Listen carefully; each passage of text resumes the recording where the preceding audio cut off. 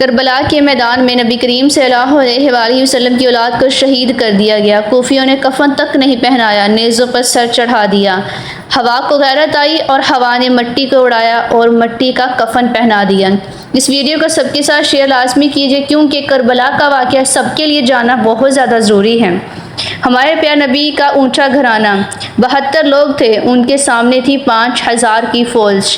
جان بچانے کے لیے کلمہ کفر جائز تھا، لیکن ایک وقت وہ ہوتا ہے جان دینا جان بچانے سے زیادہ اہم ہو جاتا ہے۔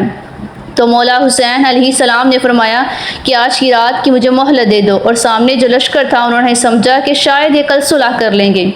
جمعرات کا وقت تھا، شام ہوئی، عصر ہوئی تو خیمے کے باہر بیٹھے امام حسین علیہ السلام تو آپ کو نیند آ گئی اور آنکھ کھلی آپ کی تو آپ ہنسنے لگے۔ تو حضرت زینب نے پوچھا، بھائی یہ ہنسنے کا وقت ہے؟ فرمایا کہ بہن، اللہ عز و جل کے نبی خواب میں آئے اور انہوں نے فرمایا کہ بیٹا میں تمہیں لینے آ رہا ہوں۔ تو آپ خود سوچئے کہ جس کو خود نور مجسم صلی اللہ علیہ وآلہ وسلم لینے کے لیے آئیں تو وہ کتنا خوبصورت پروٹوکول ہوگا۔ امام حسین علیہ السلام نے سب ساتھیوں کو اکٹھا کیا اور سب کو کہا کہ دیکھیے ان سب کو میری جان چاہیے، آپ سب کی جان نہیں چاہیے۔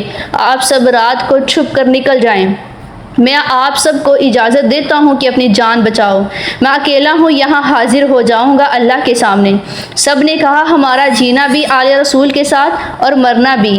سعید بن عبداللہ ایک نوجوان تھا، کھڑے ہو کر کہنے لگا، اے امام حسین علیہ السلام، میری ایک جان ہے، اگر میری 100 جانیں بھی ہوں تو میں آپ کے لیے قربان کر دیتا۔ وہ جمعرات کی رات سب نے جا کر عبادت میں گزاری، نفلی نماز پڑھی۔ جب صبح کا وقت ہوا، اس کی آگے والا جو پارٹ ہے یعنی کہ سیکنڈ پارٹ جو ہے وہ انشاءاللہ آپ کی دعاؤں سے اور اللہ پاک کے حکم سے کل شیئر کر دیا جائے گا۔